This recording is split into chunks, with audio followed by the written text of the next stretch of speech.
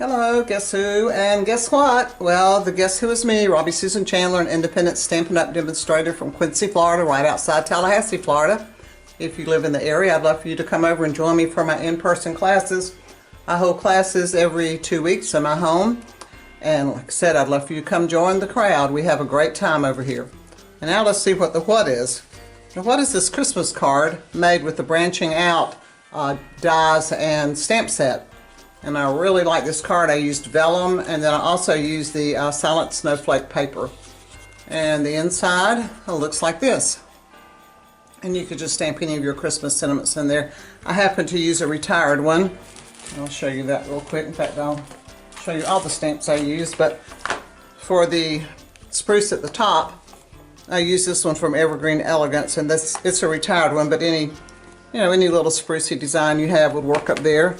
And then this is an old stamp set, but I liked this Merry Christmas and a Happy New Year. So that's what I put there. So that's the ones I used on the inside.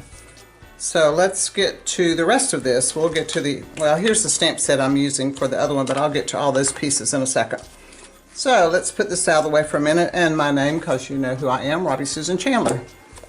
Okay, our card base, 11 by 4 1/4, early espresso, scored in the middle at 5 1/2. So this is our card base. And this is a standard card base that opens up. Now my next layer is this, it's called Snowflake, Silent Snowflake. And it comes in a pack like this. Let me turn it over so you can see the name. Silent Snowflake, and you get 6 sheets in here. Now it comes white like this, and I cut a piece 5 3/8 by 4 1/8, but we're going to actually turn it into that, and I'll show you how we're going to do that.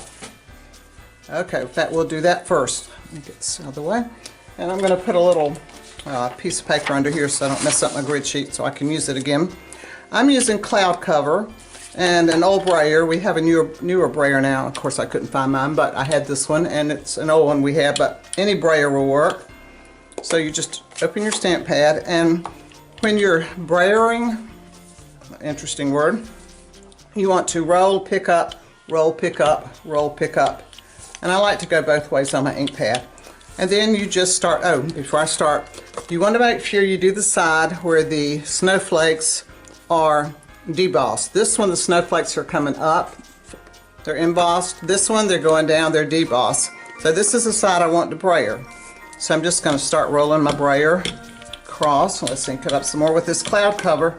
It's pretty light, so you'll have to do several layers. And you can probably hear my clock playing in the background. Somehow I always manage to make a card on the hour, and it plays then. But hey, that's all right. It's just background music. Okay, now you can go as deep as you want to, as light as dark, whatever you like. I'm going to kind of go mid-tone. One hint of advice, don't press down real hard, because if you do, your snowflakes will disappear. They will become the same color as the background. Now, I'm going to show you what would happen if you did the side that was embossed. If you notice, the snowflakes really don't show up very much. Not like they do on this side. See the difference? I really liked this side better. So that's our snowflake piece, and that's going to go under our vellum. Now the frame, this piece, let me talk to you about that. That is a piece of our Country Wood Designer Series paper, and as you can see, I have used quite a bit of this up, and it's got all kinds of designs in it. But the piece I used today is this one, and it is 4 by 5 1/4, and I cut it with the branching out die. And let's see if I've got it written down which one it is. I have to look in my box. It is, I've got 2 sets in here, but it is the next to the largest. So I cut that out, cut this piece out with that die, and this piece I cut out. This is what the other side is, and it's the piece I decided to use inside. Smart, huh? I'm learning to be better with using my paper up instead of just putting this aside and hoping I use it later. So this is the frame we're going to use. This was our inside piece. Okay, now let's talk about the vellum. And we are carrying vellum again. It comes in 12 by 12 pack, and it's on our online exclusive, so just do a search for vellum. And this piece is 5 3/8 by 4 1/8. And what I did, I'm going to stamp on this, and you're going to say, how can you stamp on vellum? Well, I'll give you a secret. So, the first thing I did was I stamped this limb in Early Espresso. And then I stamped these little pine cones. They look like pine cones to me, in Garden Green. And then I went back and added the 2 little cones in Early Espresso. So here's the limb, here's the pine cones, and here's pine cones, and here's the pine needles. Now, I'm not touching this because it's vellum. Vellum does not like ink too much. It will smear, believe me. So what I did, I sprinkled clear embossing powder over it, heated it up, and this one's not heated.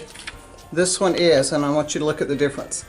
One thing, it makes the colors pop a little more, and see the shine on it? I hope you can see that shine. But it really gives it a, yeah, there we go, it gives it a really shiny finish. So to seal your ink on vellum, just put some clear embossing powder over it. Now don't get your heat gun too close to the vellum, or guess what? It'll bubble. So be really careful with that. Alright, so once you've embossed this piece, it's going to go on top of your snowflakes. See your snowflakes shining through. And then your frame goes on top of that. And I just glue these flat. I didn't use any dimensionals. Here's one I've done. Now I use this really fancy, nice ribbon that we have now called Irregular Weave Trim. Look at this. Isn't that unique? And I just tied a bow. Actually, it's a faux bow, one of those that you tie a knot and then you cut the knot. And I just wrapped it around and glued it down with the tape with one of these, a snail runner. All right, let's pop this on our card front. Wherever that, here we go. All right, I've already put the sentiment inside of this one. So let's just put this one on the front. And we'll use a little glue here. Alrighty. And down here, you know, in the south, we have a lot of pine trees, so this is really our kind of tree and our kind of Christmas card. There we go. How about that? Isn't that pretty? Got a little snow there, which we don't have much down here, although last January we had quite a bit of snow for the first time in a long time. So here's our card. Here's the inside. Hope you like my card. Please like it. Please share it. Please subscribe to my channel if you will. If you need a demonstrator, I'd love to be your demonstrator. And if you'd like to be on a team, I'd love for you to be one of my team members. So until next time, happy crafting.